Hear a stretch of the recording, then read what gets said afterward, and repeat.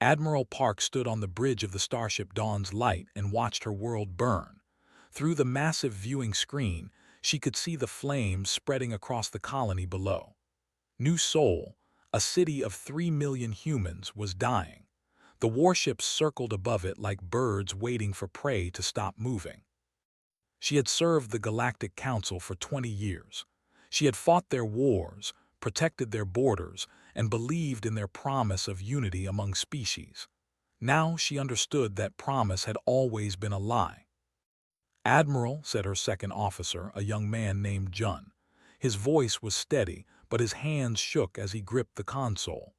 "The Council fleet is blocking all escape routes.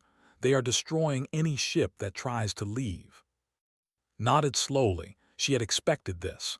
They did not do things halfway. When they decided to remove a problem, they removed it completely. It had started 6 months ago with accusations. Humans were too aggressive, the Council said. Humans bred too fast. Humans asked too many questions and pushed too hard into space that did not belong to them. The High Speaker had stood before the Council chamber and declared that humanity was a disease that would spread until it consumed everything. Had laughed when she first heard the speech. She thought it was political theater, nothing more. Every species complained about others. It was the nature of the galaxy. But then the votes came. One by one, the Council species sided with the gentle, whom humans had helped survive a plague, the proud, whose humans had defended against raiders, the quiet, who had traded peacefully with human colonies for decades. All of them raised their appendages and voted yes. Yes to exile, yes to destruction, yes to erasing humanity from the galactic map. "There are still civilians on the surface," Jun said. "Families, children." "I know," replied. She turned away from the viewing screen. She could not watch anymore. Behind her, the bridge crew worked in silence. They were good people, loyal people. They deserved better than this. The communication panel lit up. An incoming message from the flagship. "Put it through," ordered. The face of High Commander appeared on screen. His silver scales gleamed under artificial light, and his 4 eyes looked at with something that might have been pity, or perhaps it was satisfaction. "Admiral Park," he said, "you have been given your orders. All human vessels will proceed to the designated coordinates at the edge of the abyss. You will enter the void zone and never return. This is the mercy the Council offers your kind." Mercy, the word tasted like poison. "And if we refuse?" asked. Smiled, at least she thought it was a smile. With it was hard to tell. "Then you will join your burning colonies. The choice is simple, Admiral. Death now or death later in the darkness. Either way, humanity ends today." The screen went black. Stood in silence for a long moment. Around her, the bridge crew waited. They were looking at her, she knew. Looking for guidance, for hope, for some sign that everything would be okay. She could not give them that, but she could give them something else. "Send a message to all human ships," she said quietly. "Tell them to gather at the rally point. We are leaving." Jun stared at her. "Admiral, the abyss is certain death. No species has ever survived there. The radiation, the gravitational storms, the complete lack of resources." "I know what the abyss is," cut him off. "I also know what staying here means. The Council has made their choice. Now we make ours." She walked to the center of the bridge and looked at each crew member in turn. These were the faces of humanity, young and old, scared and determined, broken and still standing. They had lost everything today. Their homes, their families, their place in the galaxy. But they had not lost each other. "The Council believes they are sending us to die," said. "They believe the abyss will swallow us whole, and that will be the end of the human story. They are wrong." She paused, letting her words sink in. "Humanity has always thrived in places others feared. We crawled out of caves when the world was full of predators. We crossed oceans when maps said there was nothing beyond the horizon. We reached for the stars when everyone said it was impossible." Her voice grew stronger. The abyss is dark, the abyss is dangerous, but it is also empty. No one will hunt us there. No one will burn our cities or murder our children. In the darkness we will rebuild, we will grow, we will become something the Council cannot imagine. She turned back to the viewing screen. The flames on New Sol had spread across the entire continent now. Soon there would be nothing left.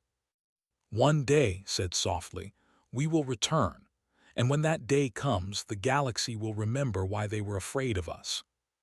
The dawn's light turned away from the burning world and headed toward the rally point.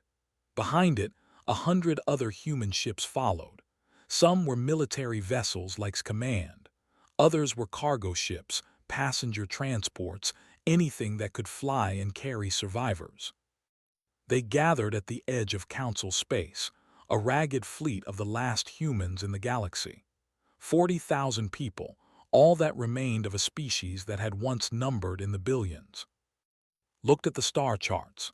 The abyss stretched before them, a vast region of empty space where even light seemed afraid to go. Ancient records spoke of ships that had entered and never returned. Scientists theorized that the strange radiation there corrupted navigation systems and drove crews mad. No one knew for certain, because no one had ever come back to tell the tale. "Admiral," Jun said, "the fleet is ready. All ships report prepared for jump." Nodded, she opened a channel to every ship in the fleet. "This is Admiral Park. In a few moments we will enter the abyss together. Many of you are scared. So am I, but I want you to remember something." She took a deep breath. "The Council exiled us because they feared what we might become. They saw our potential and it terrified them. In their arrogance, they thought they could destroy us by sending us into the darkness." She smiled grimly. "They forgot that humans were born in darkness. We evolved on a world where night covered half of every day. Darkness is not our enemy. It is our oldest friend." She gave the signal. "All ships engage jump drives. Take us into the abyss." One by one, the human vessels disappeared into the void. The Watchers recorded their departure and sent confirmation to the Council. The human problem had been solved. The galaxy was safe. In the Council chambers, celebrations began. The High Speaker declared a new holiday to mark the day the galaxy was cleansed of its greatest threat. None of them noticed the single phrase that Admiral Park broadcast as her ship vanished into the darkness. "We will remember." And in the silent depths of the abyss, 40,000 humans began their long journey into shadow, carrying with them the memory of everything they had lost and the promise of everything they would one day reclaim. The first year in the abyss was the hardest. Commander Ho watched his people struggle against a universe that seemed determined to kill them. The radiation storms came without warning. Strange energy waves swept through space, frying electronics and sickening anyone caught without proper shielding. 17 ships were lost in the first month alone. Their hulls failed, their systems died, and their crews drifted forever in the endless dark. Ho had been a logistics officer before the exile. He had managed supply chains and scheduled cargo deliveries. Nothing in his training had prepared him for keeping 40,000 people alive in a region of space that actively tried to murder them. But Admiral Park had given him a task, and he would complete it or die trying. "The water recyclers are failing again," reported his assistant, a tired woman named Mi Young. Her eyes had dark circles under them. No one slept well in the abyss. Ship 14 and Ship 22 both report critical failures. Ho checked they had spare parts for one recycler, not two. "Strip the parts from the Morning Star," he ordered. "She lost too many crew in the last storm. We can consolidate her survivors onto other vessels." Mi Young hesitated. "Commander, the Morning Star was Captain's ship. He will not." "Captain died 3 days ago," Ho interrupted. "His ship belongs to the fleet now. Everything belongs to the fleet.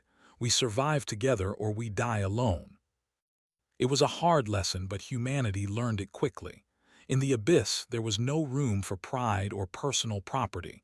Every scrap of metal, every drop of water, every breath of air belonged to everyone. The strong helped the weak. The skilled taught the unskilled. The living remembered the dead.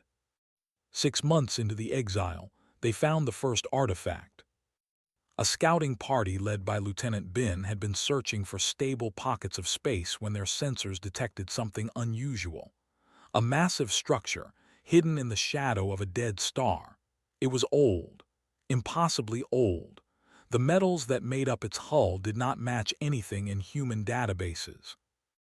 "It is a station," Bin reported, her voice crackling over the weak communication link. "But the design is wrong. The angles do not make sense. I think it was built by something that did not see the universe the way we do." Ho ordered a full investigation. What they found changed everything. The station had belonged to a species called the Void Walkers. They had lived in the abyss millions of years ago, long before the Galactic Council existed. They had thrived here, built cities here, created technology that seemed like magic compared to anything modern species possessed. And then they had vanished, every last one of them gone without explanation. But they had left their knowledge behind. The data cores in the station were damaged, but human engineers managed to recover fragments, ship designs that could move through the strange radiation of the abyss without harm, power sources that drew energy from the void itself, shielding that made vessels invisible to conventional sensors. "This is incredible," said the lead scientist on the recovery team. She was young, barely 30, but her mind worked faster than anyone Ho had ever met. "These designs are beyond anything the Council has developed. With this technology, we could build ships that treat the abyss like a highway instead of a death trap." Ho looked at the data scrolling across the screens. How long to implement these designs? Thought for a moment. Years, maybe decades. We would need to completely rebuild our manufacturing capabilities, create new alloys, train new engineers. "Then we start today," Ho said. "The abyss is our home now. We need to learn to live in it." Admiral approved the project immediately. She was older now, her hair turning gray and her steps slower than before. But her eyes still burned with the same fire that had led humanity into the darkness. "The Council thinks we are dead," she told the gathered survivors. "They have forgotten us already. Good, let them forget. While they celebrate our destruction, we will rebuild. While they grow soft and lazy, we will grow strong. When we are ready, we will remind them that humanity never truly dies." The work was slow and brutal. Resources were scarce. Knowledge gaps had to be filled through trial and error. Many experiments failed. People died testing new systems that did not work as expected. But progress came bit by bit. In the 3rd year, they built the first ship using Void Walker designs. It was small and ugly, a patchwork of human and alien technology, but it moved through radiation storms like a fish through water. Its shields held against energy waves that would have destroyed any Council vessel. They named it the Quiet Hope. In the 5th year, they established their first permanent settlement. It was hidden inside a hollow asteroid, protected by layers of salvaged hull plating and Void Walker shielding. They called it Haven, and for the first time since the exile, humans had a place to call home. Ho walked through the corridors of Haven and marveled at what his people had accomplished. Children ran past him, laughing. Actual children born in the abyss, knowing no other life. They did not seem afraid of the darkness outside. To them, this was simply home. "Commander," Mi-young caught up to him. She looked healthier now, the dark circles gone from her eyes. "We have completed the population census. Current count is 32,412. Ho did the math in his head. They had started with 40,000. 8,000 lost to the abyss in just 5 years. "That is still too many dead," he said quietly. "Yes," Mi-young agreed, "but fewer than last year, and our birth rate is increasing. For the first time, we are growing instead of shrinking." Growing, such a simple word, but it meant everything. 10 years passed, then 20. Haven grew into a city, and other settlements sprouted throughout the safe zones of the abyss. Human ships now traveled routes that would have been suicide before, carrying supplies and people between outposts. Ho grew old. His hair turned white and his bones ached with every change in pressure, but he refused to stop working. There was always more to do. "The Council still thinks we are dead," reported during one of their regular meetings. She had become the head of all scientific research, her brilliant mind unlocking secrets of the Void Walker technology one by one. "Their long-range sensors cannot penetrate the abyss. To them, we simply vanished." "Good," Ho said. "We are not ready to be found." "When will we be ready?" Ho looked out the window of his office. Beyond the protective shields of Haven, the abyss stretched in all directions, dark and cold and infinite. Once it had been their prison. Now it was their kingdom. "When we are strong enough that they can never hurt us again," he said. "When the sight of our ships makes the Council remember fear." Smiled. "The new fleet designs are almost complete. We have 300 shadow vessels ready for production. In 10 years, we could have 1,000. 1,000 ships that could appear from nowhere and vanish just as quickly. 1,000 ships that the Council would never see coming."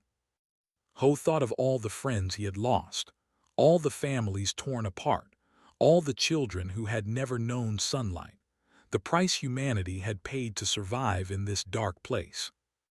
"Begin production," he ordered, "and tell Admiral we are entering the next phase."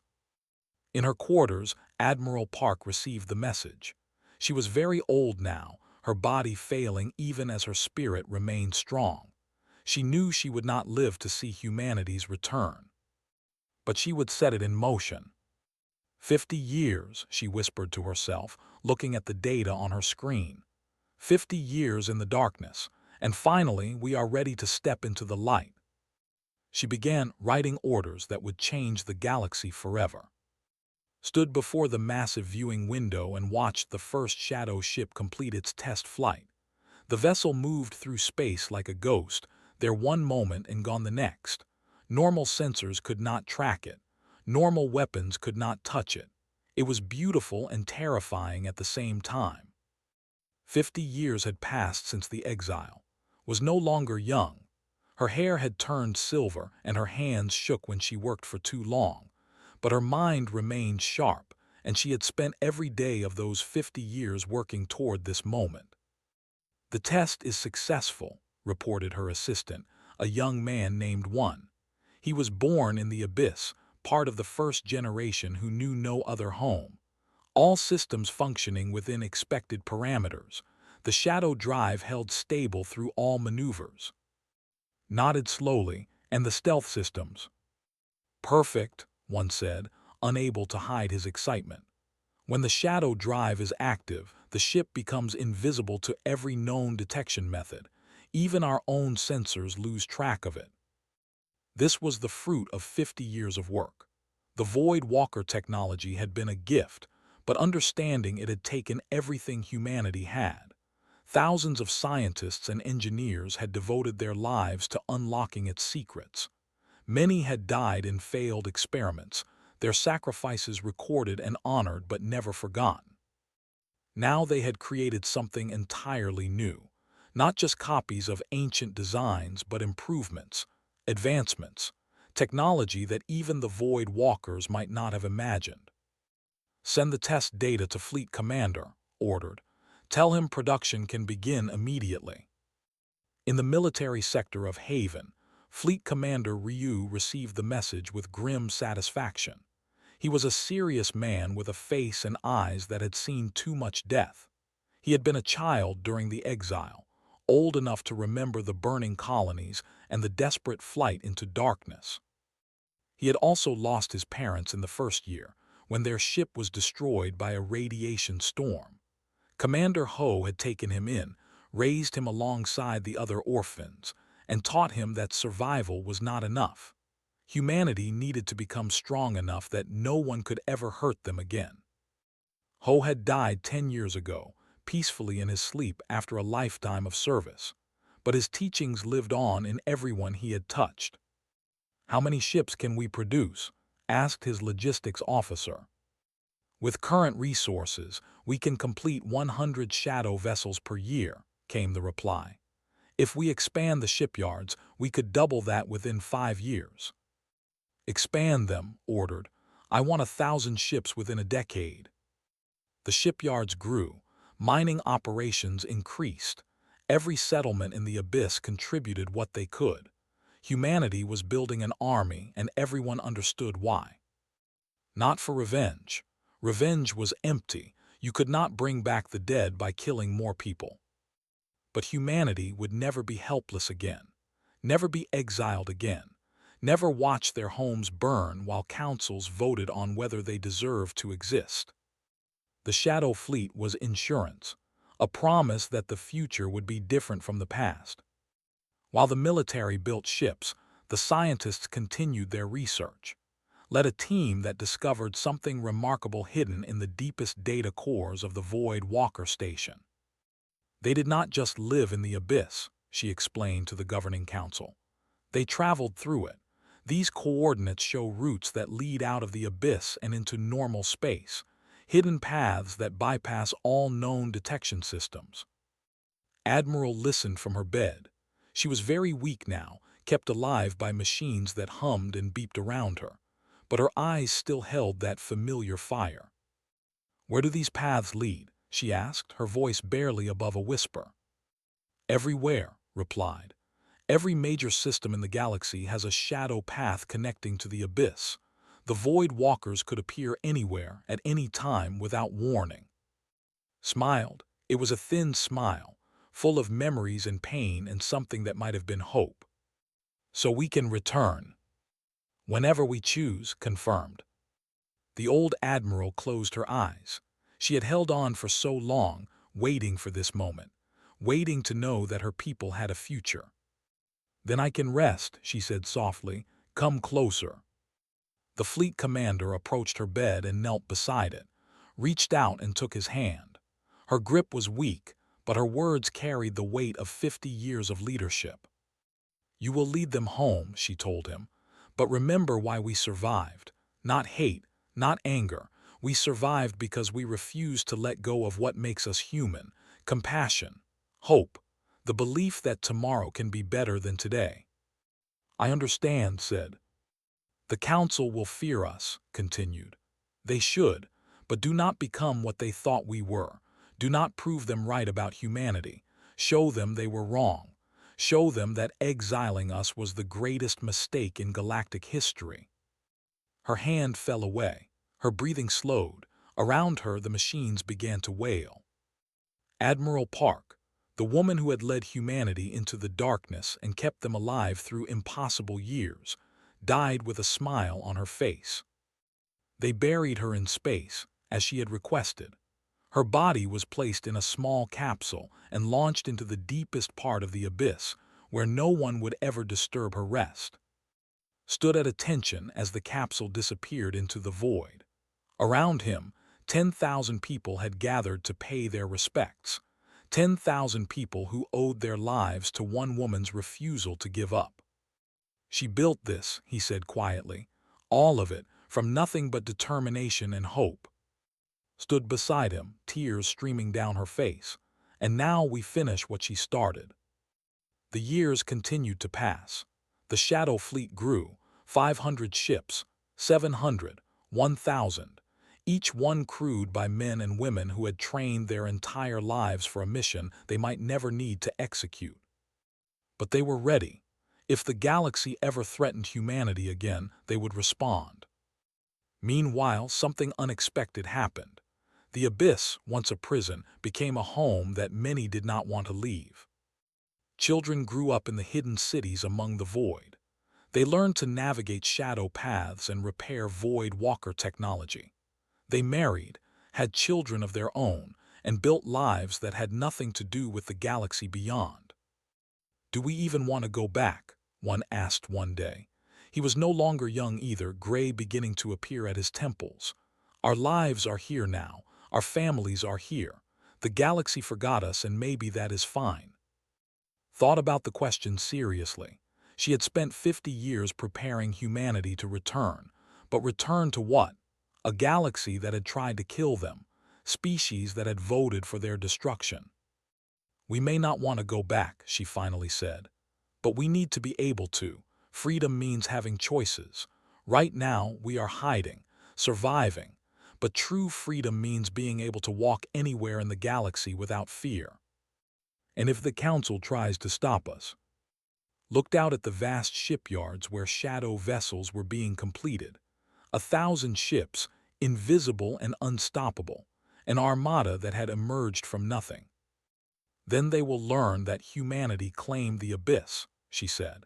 And the abyss made us stronger than they can possibly imagine. In the darkness beyond known space, humanity waited, patient, powerful, ready. The galaxy had forgotten them. Soon the galaxy would remember.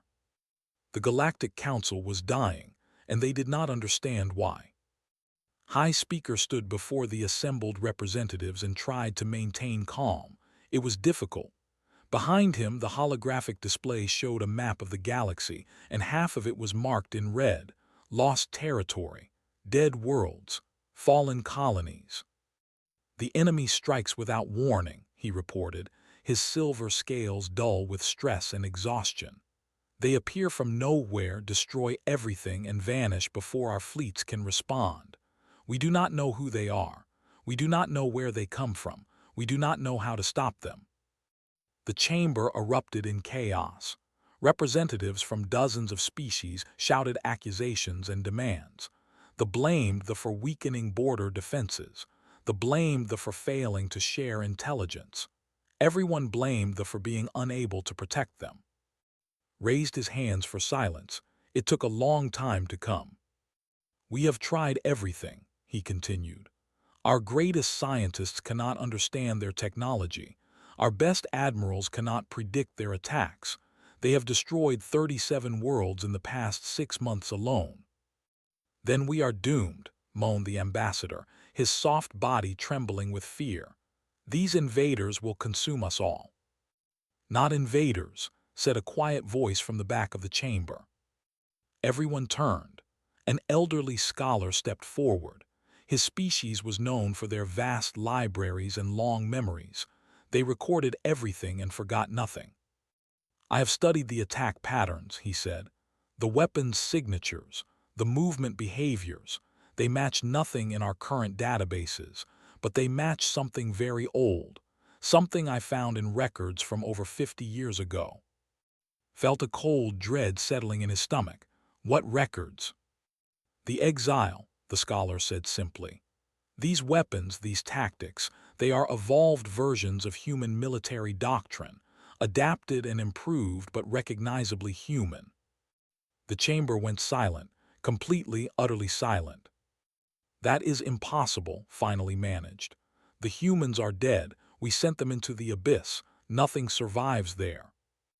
Nothing we know of, the scholar corrected.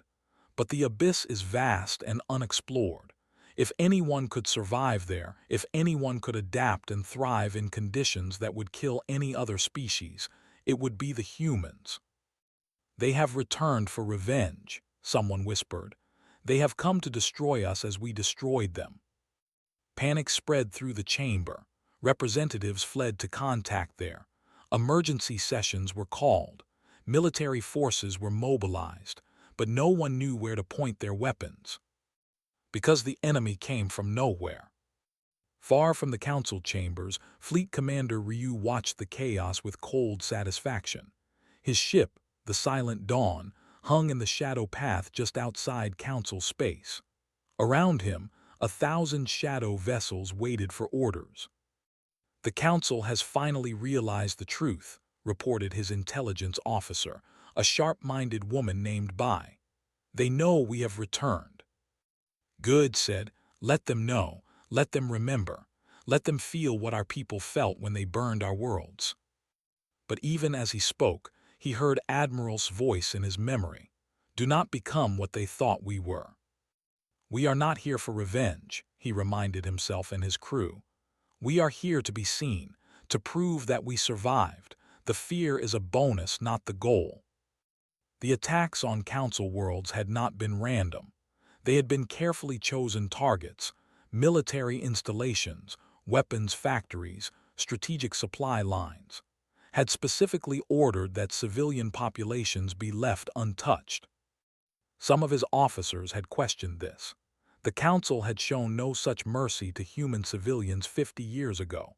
Why should humanity show mercy now? Because we are better than them, had answered. Because proving them wrong is more important than proving ourselves right. Not everyone agreed, but was the fleet commander, and his word was law. Now the moment of truth had arrived. The Council knew humanity had returned. They would respond, one way or another.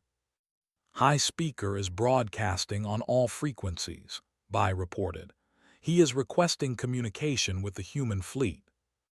Considered for a moment, then he nodded. Accept the communication. Let us hear what the Council has to say after 50 years. The face of High Speaker appeared on the main screen.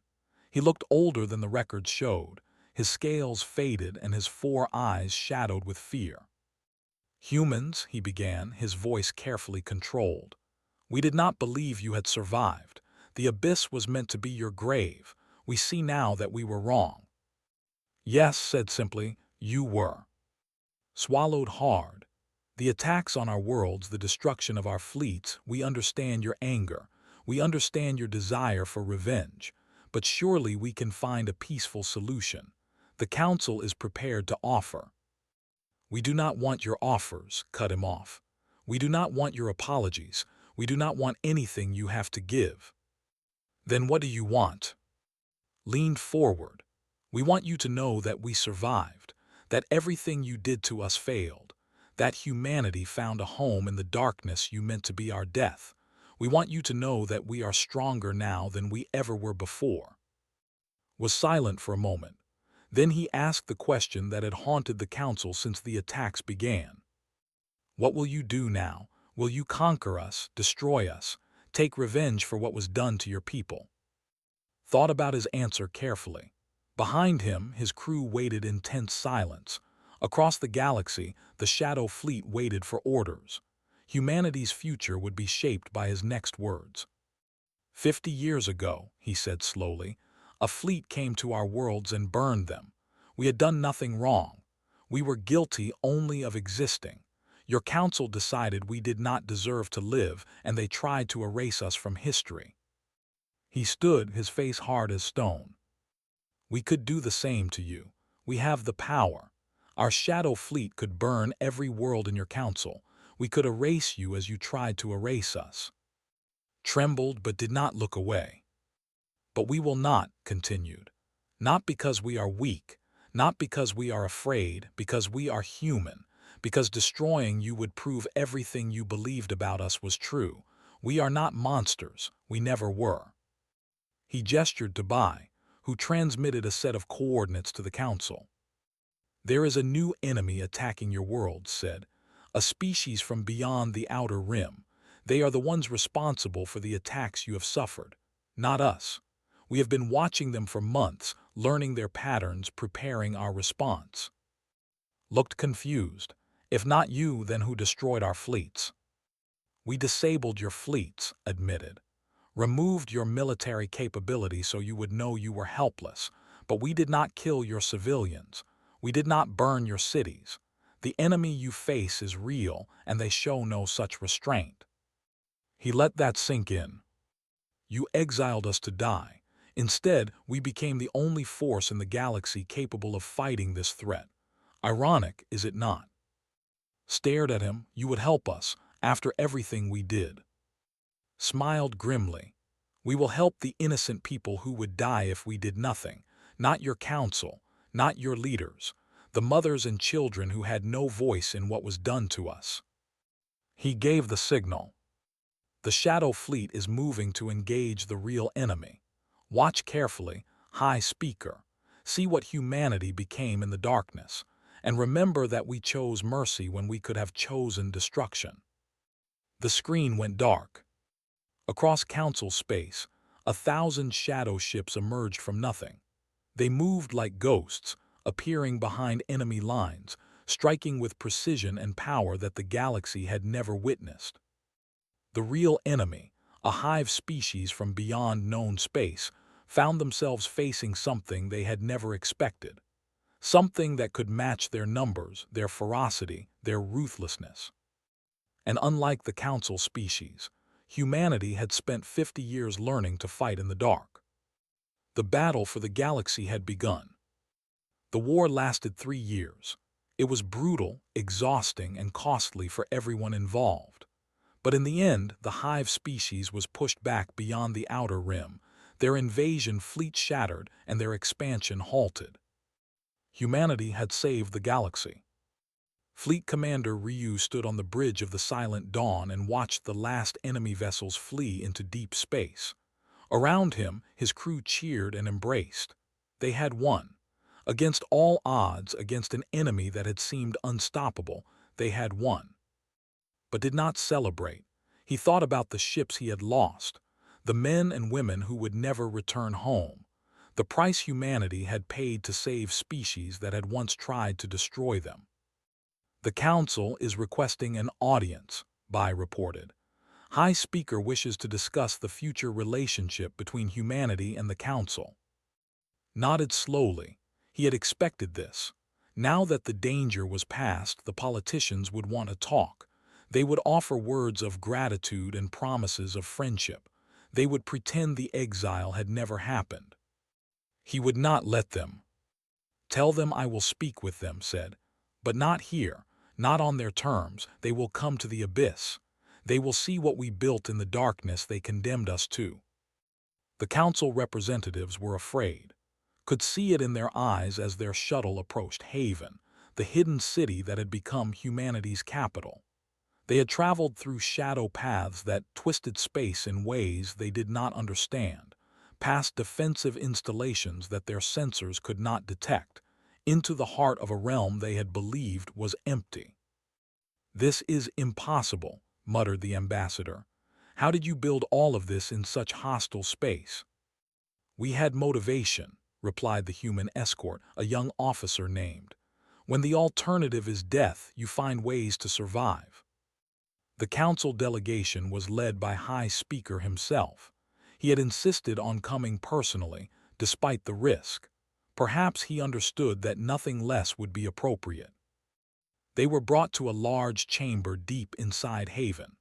The walls were decorated with murals depicting humanity's history, the burning of their worlds, the flight into darkness, the years of struggle and sacrifice, and finally the rise of the Shadow Fleet.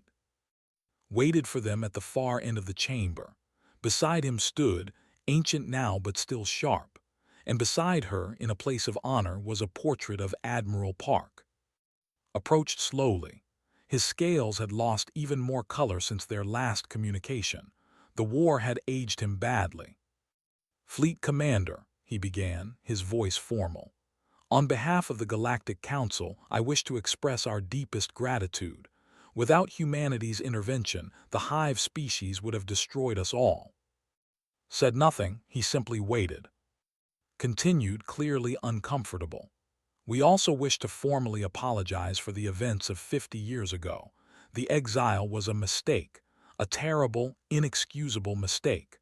We allowed fear to overcome reason, and innocent people paid the price." "Billions of innocent people," corrected quietly. "Do you know how many humans died because of your decision? Not in the abyss, but before, in the attacks on our colonies, in the slaughter that preceded the exile." Had no answer. 3 billion, told him. 3 billion men, women, and children, murdered because your council decided we were dangerous. The chamber was silent. The council delegates looked at their feet, unable to meet the eyes of their hosts. "We cannot undo the past," finally said, "but we can shape the future. The Council wishes to invite humanity to return, to reclaim your former territories, to take a seat among the galactic community once again." Exchanged a look with, they had discussed this possibility many times. The Council's offer was predictable, expected, and ultimately empty. No, said. Blinked no. Humanity will not return to Council space. We will not reclaim our old territories. We will not take a seat on your council. The High Speaker looked confused. But after everything you have accomplished, everything you have sacrificed, surely you deserve a place among us. Surely you want to be part of the galactic community again. Walked slowly toward the portrait of Admiral. He looked at her face for a long moment before turning back to the delegates. You misunderstand, he said. We are not refusing because we are weak or afraid. We are refusing because we no longer need you. The Abyss is our home now. We have built something here that is entirely ours, something that does not depend on your approval or acceptance. Stepped forward to continue. For 50 years, we survived on our own. We developed technology your scientists cannot understand. We created a civilization in a region of space you believe is uninhabitable. We proved that humanity does not need the Council to thrive. But surely cooperation would benefit everyone, protested the ambassador. Trade, cultural exchange, scientific collaboration. We will cooperate, interrupted. On our terms. Humanity will maintain embassies in Council space. We will share certain technologies that could help your people. We will assist in emergencies and disasters. He paused. But we will never again put our fate in the hands of a council that votes on whether we deserve to live. We will never again scatter our people across space where they can be hunted and burned. The Abyss belongs to humanity. It is our territory, our domain, our kingdom in the dark. He gestured to the viewing screen, which showed the vast emptiness stretching beyond Haven's walls. You called this place a grave. You meant it to be our tomb. Instead, it became our fortress. Every shadow path, every hidden station, every secret route through the darkness is known to us and us alone. We control movement through regions of space that your ships cannot survive. Seem to finally understand. You are not refusing to join us out of anger. You are refusing because you have already surpassed us. Allowed himself a small smile. The Council exiled humanity because you feared what we might become. You were right to be afraid, but not for the reasons you imagined. He walked to a window overlooking the city. Below, thousands of humans lived their lives in the hidden sanctuary they had carved from nothing. Admiral Park led us into the darkness, he said. She told us to remember what was done to us, but not to let it make us into monsters. We remembered, we built, we grew, and now we are offering something the Council never offered us, a choice. He turned back to face the delegates. You can be our allies, or you can be our neighbors. We will not force you to accept either option. We will not burn your worlds or exile your people. We will simply exist as we always have and let the future unfold as it will. Was quiet for a long time, then he bowed his head. I cannot speak for the entire Council, he said, but I believe most species will accept your terms.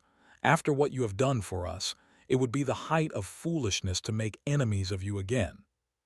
Good, said, then this meeting is concluded. As the delegates prepared to leave, paused beside the portrait of Admiral. She must have been remarkable, he said quietly, to lead her people through such darkness and still emerge with their humanity intact. Nodded, she was, and her memory will guide us for generations to come. The Council delegates returned to their space, carrying with them stories of what they had seen in the Abyss. Stories of a human civilization unlike anything the galaxy had known. Stories of ships that moved through shadows and cities hidden in the void. The galaxy changed after that. Slowly, carefully, humanity began opening relations with individual species, not as members of the Council, but as independent neighbors. Trade agreements were signed. Cultural exchanges began. Scientists from both sides worked together on problems neither could solve alone.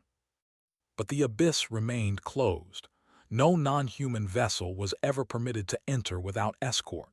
The shadow paths remained secrets known only to humanity. The hidden city stayed hidden. Years passed, decades, centuries. Humanity grew and evolved. New generations were born who had never known anything but the abyss. They explored its deepest reaches, discovered more void walker ruins, and built wonders that previous generations could not have imagined. And always at the heart of every human settlement there was a memorial, a simple marker with simple words. In memory of those who fell, in honor of those who survived, we came from the darkness, and in darkness we found our light. The Council had exiled humanity to die in the shadows. Instead, humanity had claimed the abyss as their own. And from the darkness, they watched over a galaxy that had once tried to destroy them, protecting it from threats it could not face alone, forever guardians of the void. Not out of duty, not out of obligation, but because that was what humans did. They survived, they adapted, they protected. And they never, ever forgot.